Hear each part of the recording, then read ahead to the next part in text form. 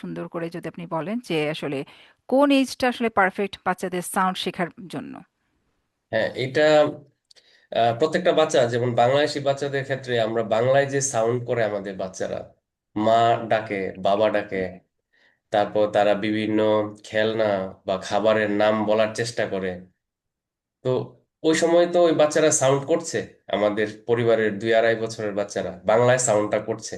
তো ওই সময় খুব সহজেই, যেমন এস এর যে সাউন্ডটা, এই সাউন্ডটা 2.5 বছরের বাচ্চার পক্ষে করা খুবই সম্ভব, এবং তারা এই ধরনের বিভিন্ন ক্রিটিক্যাল সাউন্ড করে।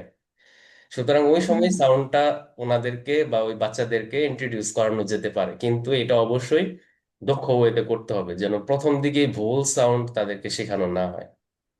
হুম হুম। এফ এটাই হচ্ছে। এর সাউন্ড হচ্ছে এরকম অনেকটা, কিন্তু আমি দেখেছি বাংলাদেশের অনেক প্ল্যাটফর্মে এফ এর সাউন্ডকে ফা, এটা শেখানো হয়, ফা। তো এটা তো আর 2.5 বছরের বাচ্চার জন্য কঠিন হবে, এবং একটু পরে আবার রিলার্ন করতে ভুলটাকে একটু সমস্যা হবে। এক্স্যাক্টলি এক্স্যাক্টলি, আমিও যেমন অনেক অনেক ডিফিকাল্ট ফেস করি হচ্ছে যাদের ইয়াং লার্নার্স অর্থাৎ অলরেডি শিখে ফেলেছে সবকিছু, হ্যাঁ, এদেরকে হচ্ছে ট্রেন আপ করে মানে আহ, আগের অবস্থানে আসা বা নতুন করে আবার শেখানো খুবই কঠিন। নতুন করে শেখানোটাই সবচেয়ে বেশি কঠিন। ওদেরকে যদি প্রথম অবস্থায় যদি আসলে ভালো করে শেখানো যায়, তাহলে আসলে আমার মনে হয় সে বাচ্চারা দুই আড়াই থেকে বছর থেকে তারা সুন্দরভাবে সাউন্ড দিয়ে রিডিং পড়া, সিবিসি ওয়ার্ডের অ্যাটলিস্ট রিডিংগুলো সে সুন্দর করে পড়তে পারবে কোনো রকম হেজিটেশন ছাড়াই। হ্যাঁ, আর যখন সে রিডিং পড়তে পারবে বা সাউন্ডগুলো করতে পারবে, তখন আসলে আমাদের চারপাশে টেকনোলজির যুগে এত কিছু রিসোর্স আছে যে তখন সেগুলো সে সুন্দরভাবে গ্র্যাব করতে পারবে। যেমন কোনো কার্টুন দেখুক বা মুভি দেখুক, সে সাউন্ডগুলো শুনে শুনে সে বুঝে ফেলতে পারবে। সে বুঝতে পারবে, যে ম্যাচ করতে পারবে যে সে কিভাবে বলছে এবং কিভাবে শুনছে। এই হচ্ছে একটা বিষয়। আর আরেকটা বিষয় হচ্ছে যে আসলে ক্রিয়েটিভ স্কিল তৈরি করা।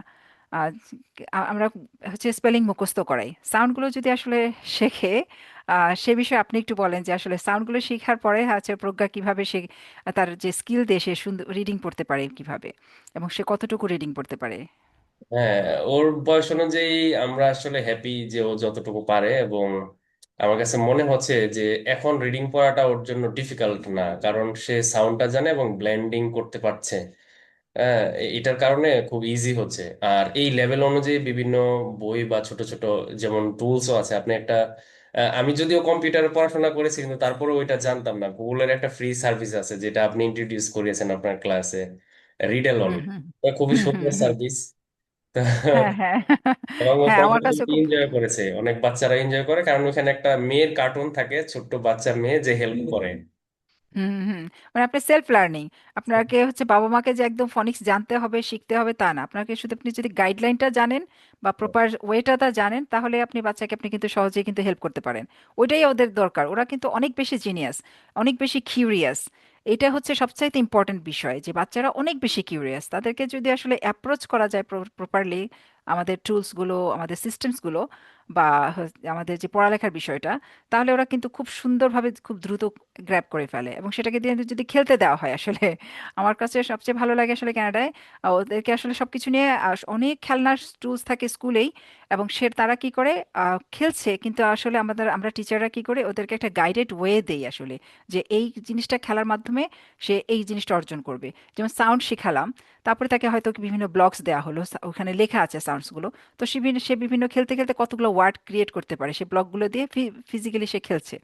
তো এতে করে হয় কি, তার যে ব্রেনে যে ডেভেলপমেন্টটা, কগনিটিভ পাওয়ারটা আসলে অনেক বেশি এক্সপ্যান্ড হয়। এবং সেইটা দিয়েই কিন্তু ইন ফিউচারে তার কিন্তু অনেক বেশি লার্নিং প্রসেসটা আরো অনেক বেশি স্মুথ হয়। আর মুখস্থ করতে দিলে বাচ্চাদেরকে আমার আরেকজন প্যারেন্টস বললো যে আপনার এখানে পড়ানোর আগে তাকে ইংলিশ পড়াতে দিলে সে দৌড়ে পালিয়ে যেত, যে সে পড়বে না। মানে পড়াতে বসলেই সে, পড়তে বসতে বললে তার হয় টয়লেটে যেতে হবে, না হলে সে তার কোনো একটা এক্সকিউজ হয়েছে, তার খুব শরীর খারাপ লাগছে। কিন্তু যখন এখান থেকে শুরু করলাম আর আপনি যেভাবে শিখিয়েছেন মেথডসগুলো, তখন আর তার আসলে এগুলো আর তার কাছে পড়া মনে হয় না, আমি তো পড়ছি না, আমি তো খেলছি। হ্যাঁ, হ্যাঁ।